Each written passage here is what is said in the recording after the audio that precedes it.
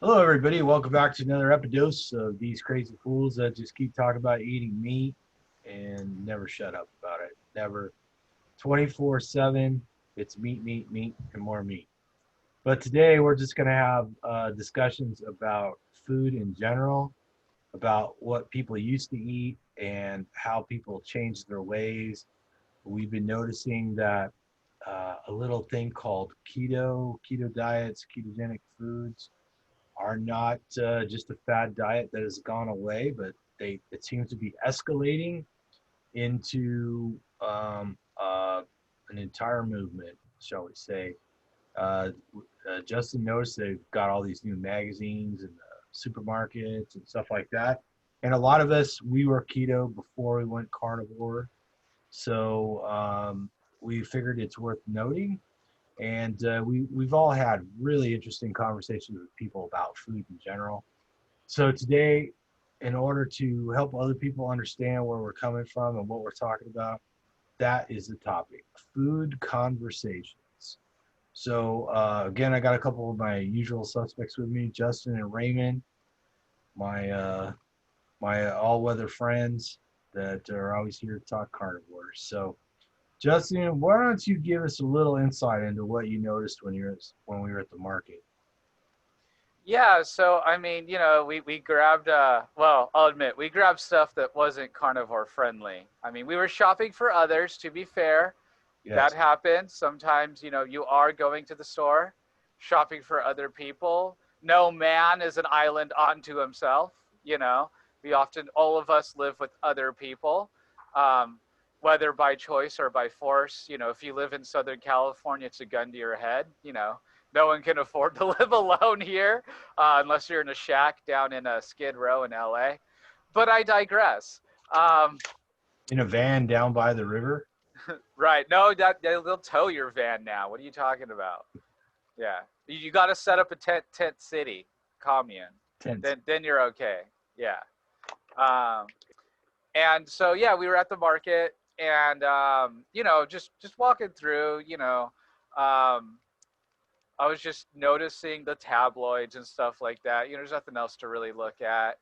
Um, so I was like, and like they're out of like I don't know how many magazines they stack there, like six or whatever. At least two of them were talking about keto.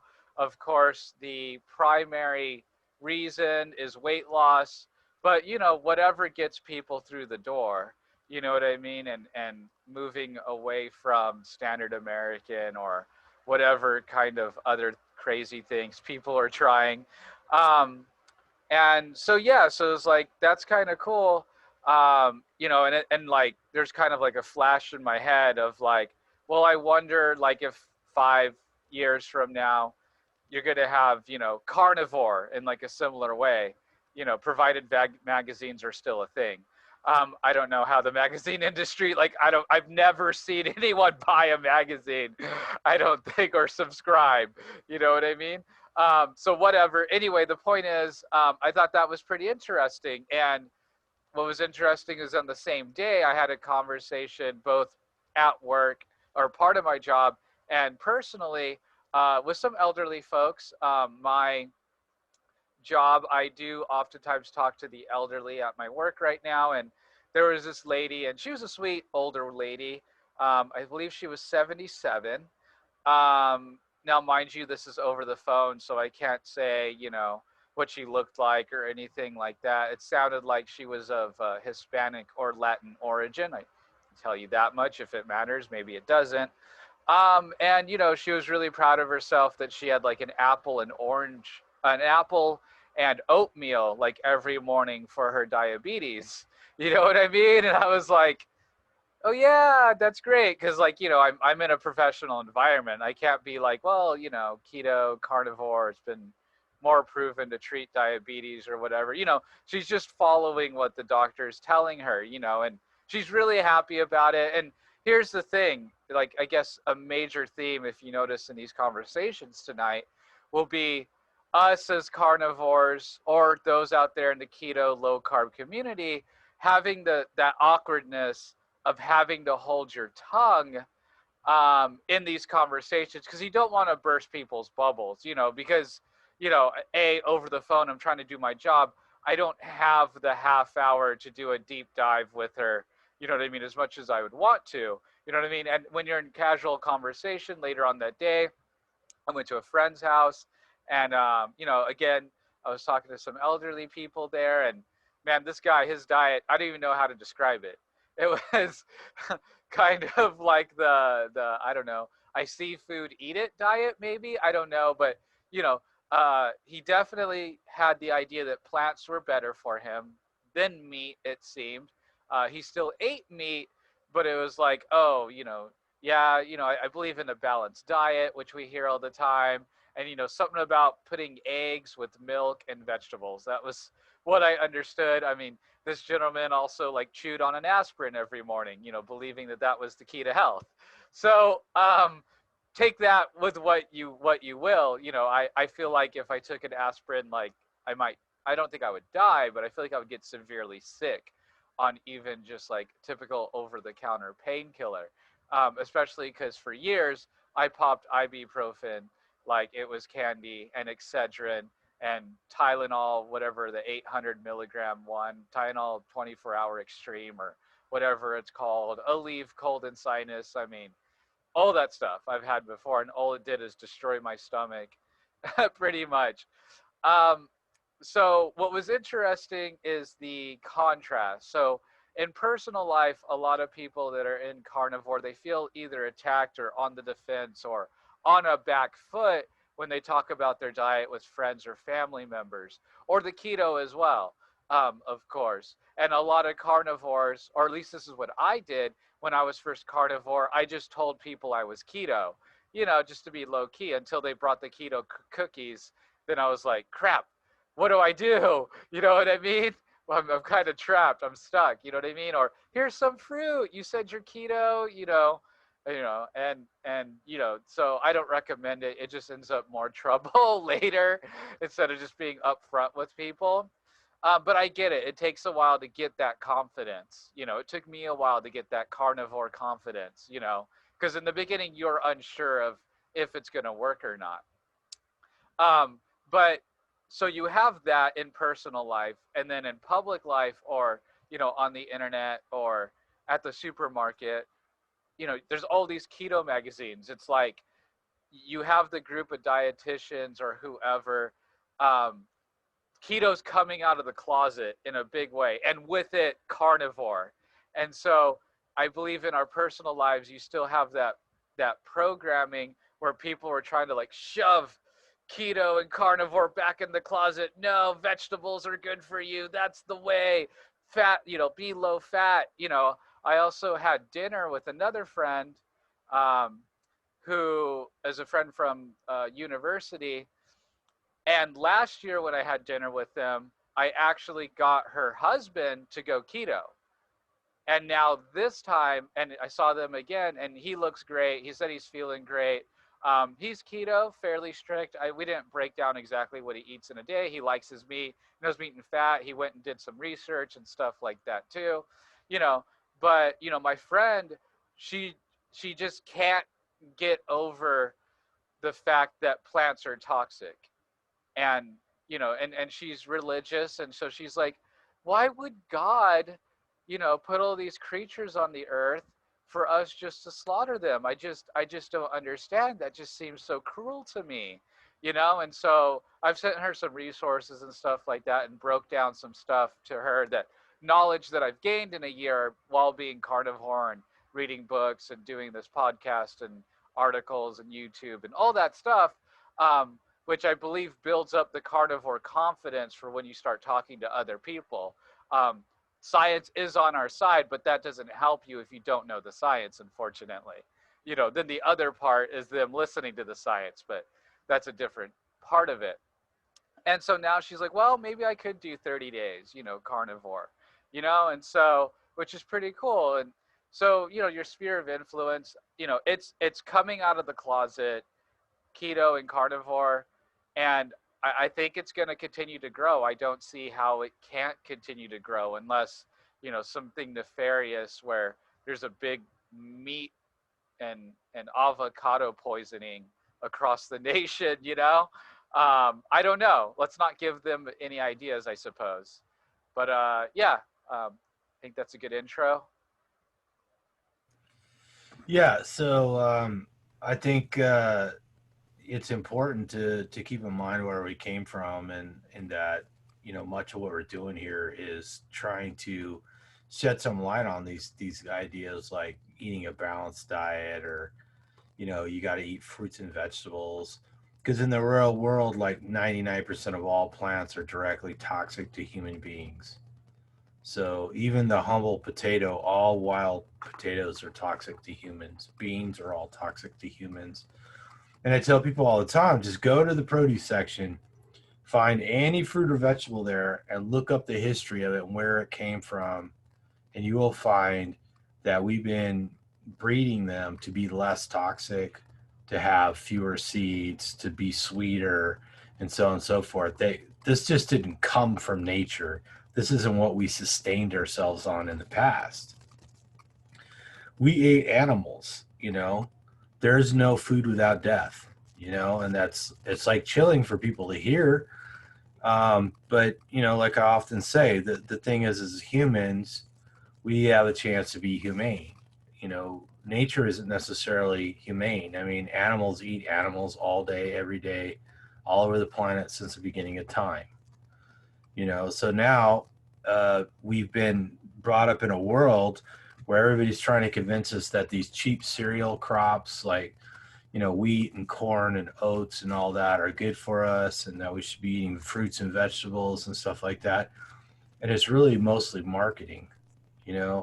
They'll grab little tidbits of science that seems to support the cause, but in the big picture, it's just all brainwashing. We've been brainwashed to believe that we're supposed to eat a balanced diet, or eat all the colors of the rainbow, or you should have so many servings of this or that in a day, so many glasses of water in a day, and it's all hogwash. It's not based on any real science. Here's something else that's not based on science and I find very interesting. Do you know the most reason why these keto magazines sell? It's all fat loss.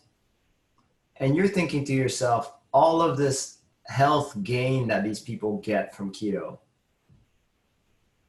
I mean, technically all that should be the ones that's in the front page. You're changing your life after 40, you're feeling better than ever, you're performing better than ever, all of that. But all you see is the health gain. And what do they usually look at? The before and after picture? Fat person, skinny person. You never see daunty looks, whether they're skinny, and then what's her name? She's really skinny. The one that we interviewed, Rebecca Farmer. Like her, she has a great before and after picture. You could tell totally how bad she looked, and then how much she shined on the carnivore diet. So it's amazing where all they're targeting is this body image, and that's what's selling. And probably some of the more profound changes is that people aren't suffering in pain like they were. People aren't taking insulin and metformin and all these drugs to lower their blood sugar. Their minds are clear. They don't have the brain fog. And they're, like in Justin's case, he's not incapacitated with migraines. And in Raymond's case, he doesn't spend hours in the bathroom screaming in agony. Right? So, well, and really and honestly, I mean, I probably would have had to be on some kind of, if I actually trusted a doctor enough, I'd probably be on however many thousand pills, including a pain management pill.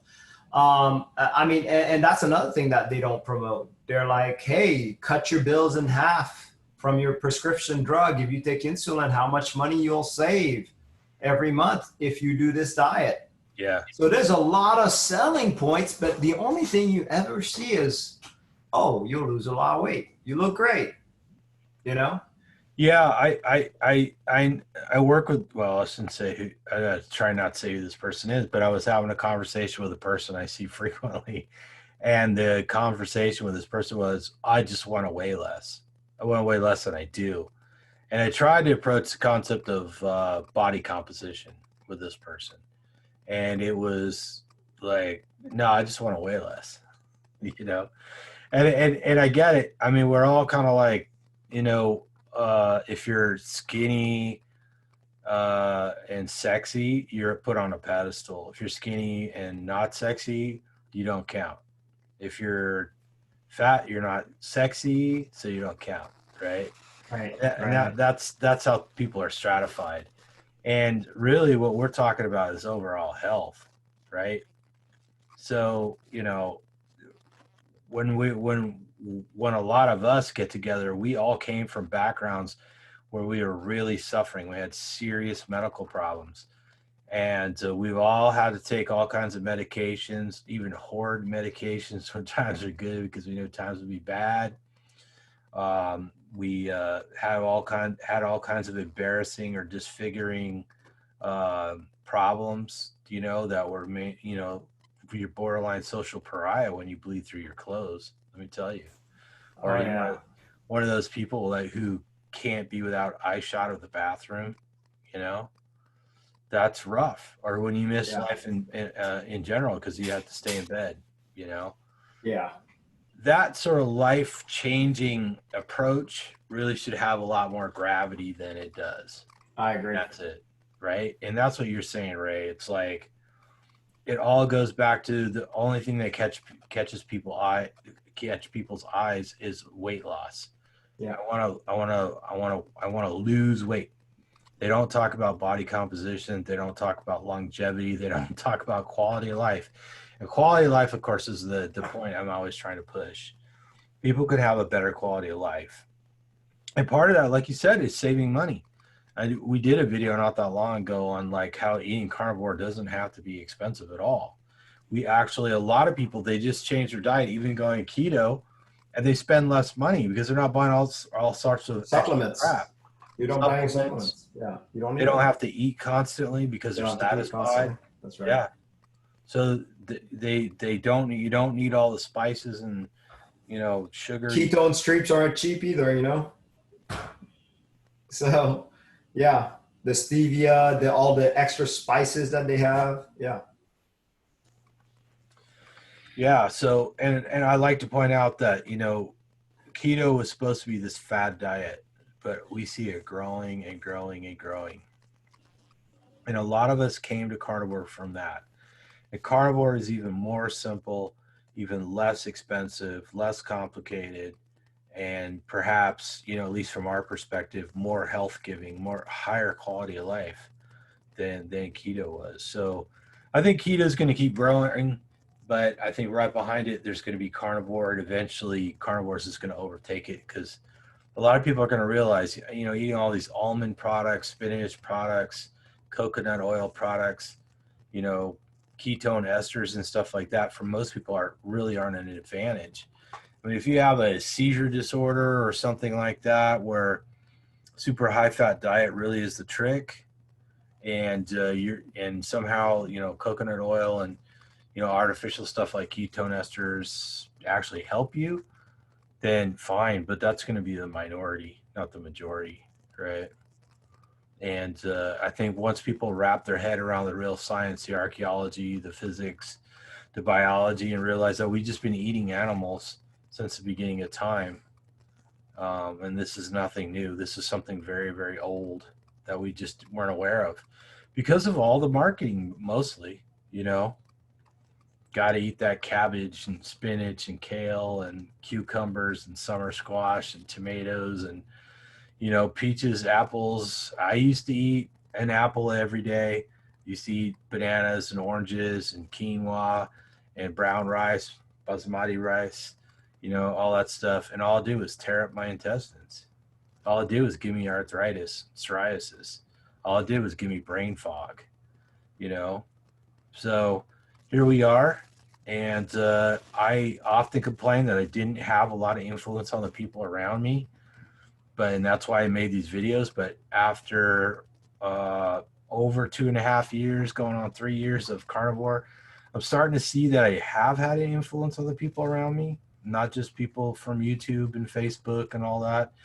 And I think, Justin, you got some good testimonials about people you've had influences on, right? Yeah, totally. I mean, I talk about my mom. She's about 90%. I have two sisters that are one's more strict than the other. Um, Sis, you got to give up your green smoothie in the morning. Just give it up. You'll be all right. You don't need the fiber. Um, but yeah, so definitely increasing the meat and stuff like that. They've had some digestive issues, mental health issues, and things like that. I forgot that my friend's husband was the first person I turned, actually, until I went and had dinner with him. And then, so yeah, so I mean, you just find them, and this isn't like, we're not a church, we're not out there like evangelizing, but it's just that, like, there's a lot of people struggling, and I think people, I hear it all the time, even on my job, from the older folks. They hate having to take medication. Nobody likes to take medication. And people try to take the least amount of it as they can, for the most part. I feel like that's inherent. And I was like, oh, how's that working out for you? I saw they prescribed a new painkiller or something like that, and I never get, oh, it's great, I feel so good now. You know what I mean? It's like, I take it because it's prescribed to me and they say I should. They're not excited about taking their medication, but who is? You know? Um, and so and so you have that, but it's just that, like, well, the doctors aren't giving them a different um, route, not many doctors at least. And then, so what else is there? And people are really making the food connection. That gentleman I was talking about earlier with his bowl of vegetables, milk, and eggs, he knows food is important. It's just all the propaganda and all the stuff they've been told over the years completely pointing them in the wrong foods, you know? So they get it, but they don't. And so it's about picking up their level of knowledge, I think, and carrying it all the way through. But at the end of the day, they have to do the footwork. They have to be willing to listen to the podcast. They might have to read a book or two. They might have to sit through a couple 2-hour lectures, you know. Um, but it's all about how bad you want it. And then as well as, I don't know, sometimes I'm like, is this diet hard or is it easy? Is it just easy to us? Do people just have to suffer enough? And I don't know, because I do get messages, not all the time fortunately, but where people are like, oh, I fell off again, oh, I went off carnivore again. And I'm like, and part of me is like, what are you doing? What's going on? And it's people that already know that it works, that they've already gotten results, and they fall off. So I don't know if we, and when I say we, the three of us here, Emily, of course, the we, Yeah. Is there just something special about us where we can just do this and say F you to everyone else or something like that? I don't know. And maybe we could do a different video on that. But Raymond, it looks like you can chime in about people falling off, maybe. Yeah. So you guys remember Scott, right? Yeah, I believe so. Yeah. Yeah, that was the guy who was heavy diabetic, was on several insulin. He could barely walk. He was walking on a cane, and he went I think 3 months. Actually, within the first 2 weeks, he got rid of his cane, which to me that's almost like a hallelujah moment, kind of thing. It's like a miracle, Right. dropping the cane kind of thing. But he was doing really well, where he was. I think he even started hiking and all that kind of stuff. Well, anyways, Wow. he quit. He quit for 3 months. And he said he got gout. He got all this stuff back. He said he had a hard time walking again. And now, of course, he's telling me this, so he's obviously back on. And I'm like, I'm puzzled. I'm like, what the results are. Talking logically, of course. Why would you put yourself through that? And of course, thinking to myself, I've put myself through it too. I've had my bout where I've tried onions and garlic, and I've had a bowl of rice before, and paid for it. Yeah, like a full bowl of rice, and I felt it, the GERD for like the next 3 days. I mean, I couldn't sleep any of those days. I mean, they were horrible. But you always think that maybe the next time will be different, and it never is. I actually had to have a nice long talk with myself saying, I need to be okay to do this for the rest of my life. If I'm not, I'm going to go back to the pain that I was. And that wasn't worth it, because I did not feel like I could live another 5 years like that.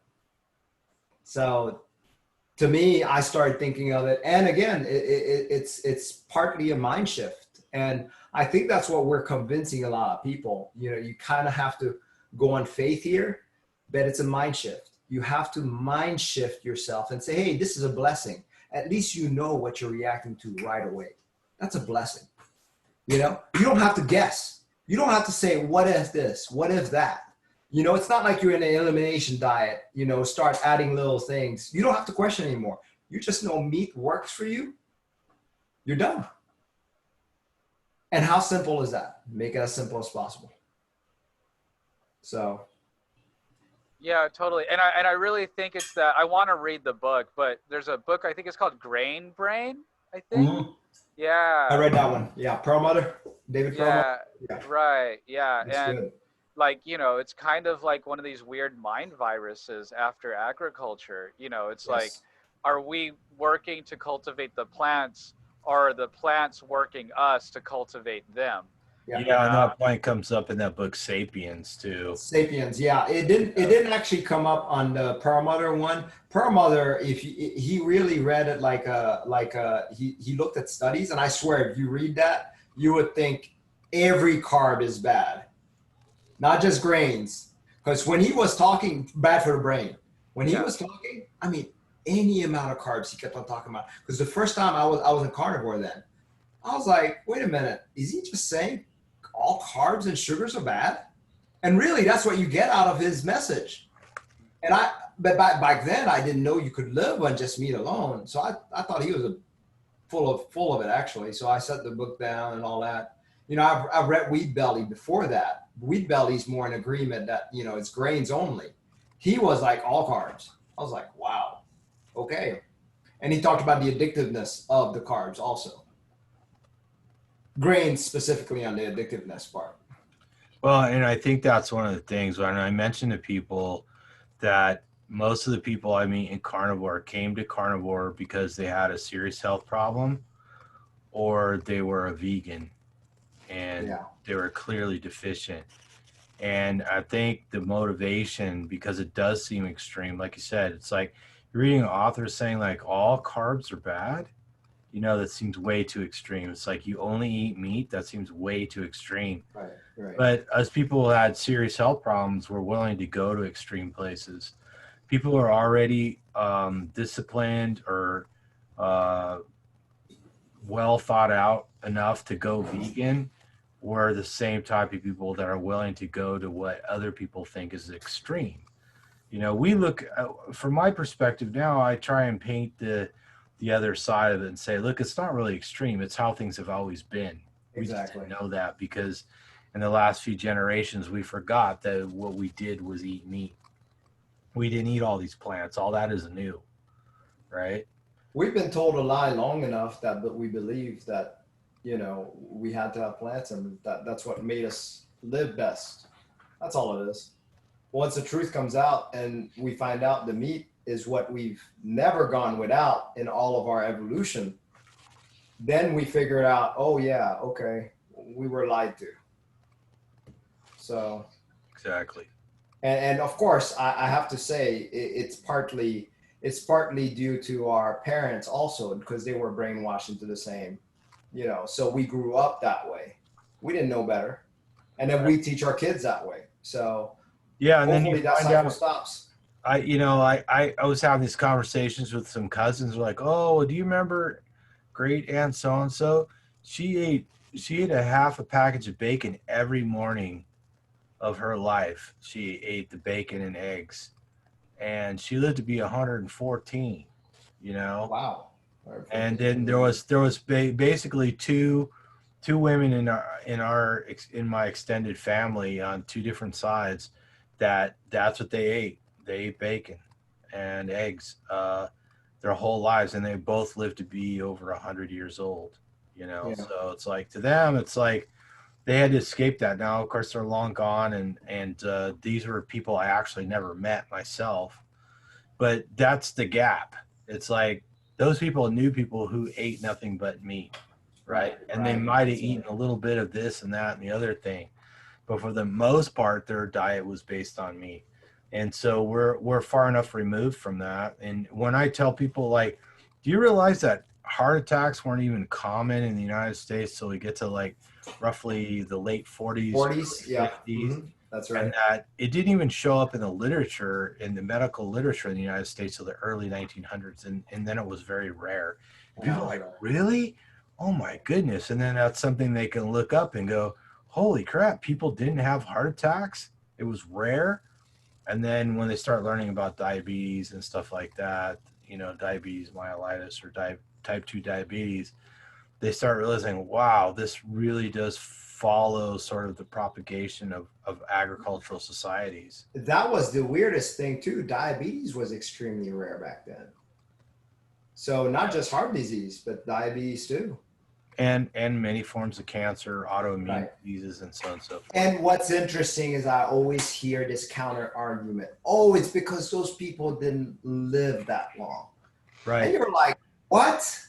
That doesn't make any sense. Yes, they had a high child mortality. There's no question about it, which cured their numbers. But if they passed adulthood, they typically live to our age, which is 70. Right. As a matter of fact, there are people now that are born in the 1930s that are still alive today. So to tell me that they had it bad, to me, they're having it good, because I know of friends that are dying at 40. And I'm not talking about from a car accident. You know what I mean? From either cancer or some kind of liver disease or some kind of thing like that. And this is common. Yeah. Sad but true. Yeah. So. Yep. And to think it's diet related, and everybody goes, oh, well, you need to eat a balanced diet. You need to eat the rainbow. You need to have 7 servings of fruits and vegetables, drink 8 glasses of water. That doesn't keep anybody alive. It's like, oh yeah, well, maybe you should go running every day. Well, that doesn't make you live any longer. Neither does being a doctor. So here's the thing. So we need to make that connection to say that, oh, well, let's say somebody has a counter argument. How do you know diet makes a difference, right? Well, that's when you take half dead people like me, Michaela, and then you turn around their lives where they have no medications. Right. And they're able to perform like they were in their 20s. Well, she's in her 20s, but there are other, like Brett, doing stuff that they weren't capable of doing before. Right. And that's the proof that a diet does matter greatly, because it turns that around. Now, yes, you can't say it's going to guarantee. I can't say I'm going to guarantee myself to live to 100 because I changed my diet. No. I'm not going to say that. Any fool who says that, then you better not listen to them, because those are people with crystal balls, and somehow, that's fortune telling, if you ask me. Right. But back to the quality of life. Can you guarantee you're going to have a better quality of life than you would otherwise? Yes. No question about it. And I think that's what really matters. Yeah. So before we go, one more quick story. So at work, I was at the office, and every Thursday, they do office, catering or whatever, and I think they had Italian food or something like that. And they're always like, oh, Justin, you're not going to eat any, and, stuff like that. And my supervisor's like, that food's for everyone. Why don't you come and have it? I was like, oh, I'm carnivore. I only eat meat. And she's like, oh, that's interesting. I get the like low carb and stuff like that, but she's like, better watch out with your liver. You know, that's going to be bad for your liver. You're young now, but watch out for your liver. And I looked her straight in the eye and said, I'll take the risk. You know, I compared to, love you it. know, I experienced it the other way. And she's like, you're not going to listen to me. I've been a nurse for 20 years. You know what I mean? It's like, I mean, you know, I'm Yes, not that going to get trumps the into experience. Right. a slugfest of, you know, nutritional knowledge with my supervisor. You Right. know what Right. I Of mean? course. Right. But yeah, you know, it's just stuff like that. But then, I mean, I just want to kind of put a positive spin on it. I also get when I'm turning down fries, you're an inspiration. I remember I visited a couple Okay. sisters up Right. north, and we went somewhere to eat, and I ordered a bunch of meat, and you know, they knew I was carnivore already. I talked about it, but I think it was different because they hadn't seen me be carnivore in action. And, you know, for them to have, you know, one of my old favorites, tons of people's favorites, ketchup and fries, right? Nothing more American. Love them. And for me to not touch the ketchup and me to not touch the fries, you know, one of my sisters is like, that's inspirational. And to me, I'm like, Wow.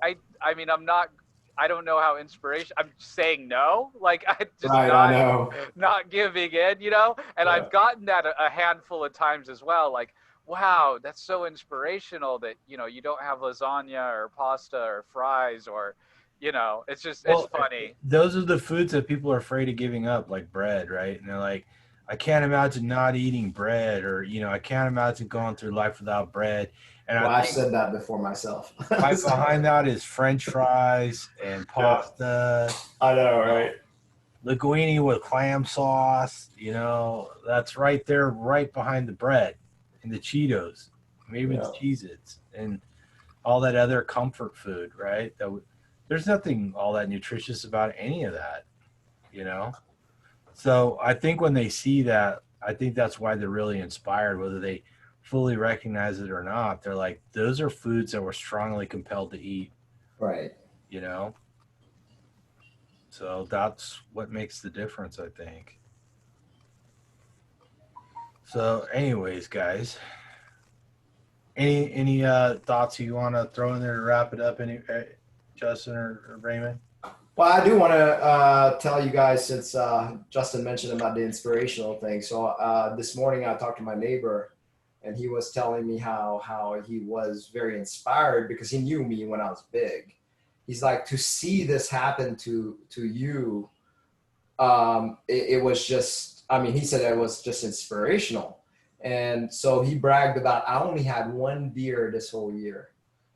I'm like, way to go. Good job. You're starting. I was like, great job. So, you know, it's good to feel that, you know, they just saw my progress, and he knows what I did, of course, but, you know, so he knows one of the things he needs to do is quit drinking, and he did. So, you know, that's pretty good. So it feels good. It does. Yeah, that's good. I mean, so we do have an effect on people around us, you know? Yes. So I think it's the old what is it? First they laugh at you, then they hate you, and then they join you, right? I think Yes. that's like the that. adage. Yeah. Yeah. The heretic, the fool, and then the hero. Right. Yeah. Yeah. All right, guys. Well, I want to thank everybody for watching. And I know my videos have been coming out really slow. Started a new job. I've been having problems with equipment and stuff like that. And I've got lots of videos that are going to probably roll out all at the same time. But I appreciate the subscribers. I appreciate the people leaving comments. I really appreciate when people pass the links on to somebody who might benefit from it. And we love hearing from people. We want to hear your stories, and we want to see how you're doing. So keep in touch and give us the old thumbs up. Make sure you stay subscribed. And hit that notification bell. Make sure you are alerted when we do eventually put the videos up. That you're alerted. You know, don't let the YouTube algorithm determine your content. If you like Right. us, you know, hit that notification bell. type it in, look for us, because the more, if you watch all of our videos, then we will get on your front page. And that's where we want to be, right? Because that's where you want us to be. Right. And library coming, BitChute is coming. We're working on it. We're getting there, guys. So I think I'm just going to have to manually load all that stuff, because right around the time I was jumping on that bandwagon, all those systems are automatically ported over.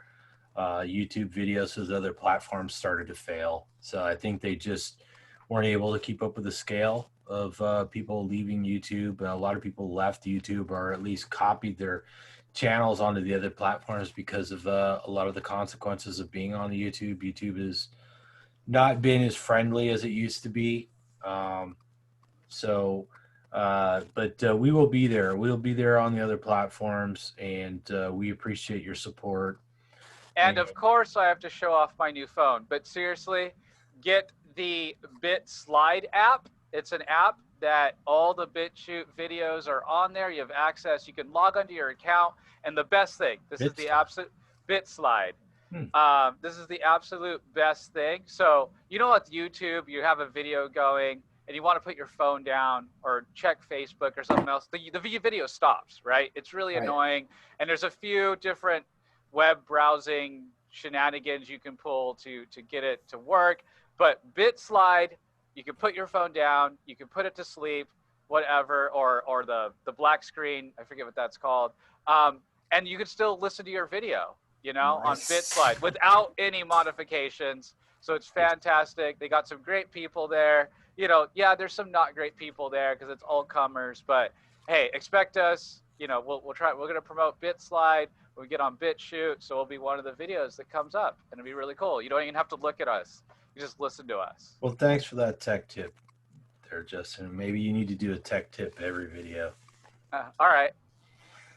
So until next time, eat some meat, feel better, and whatever you do, don't fall down the carb hole.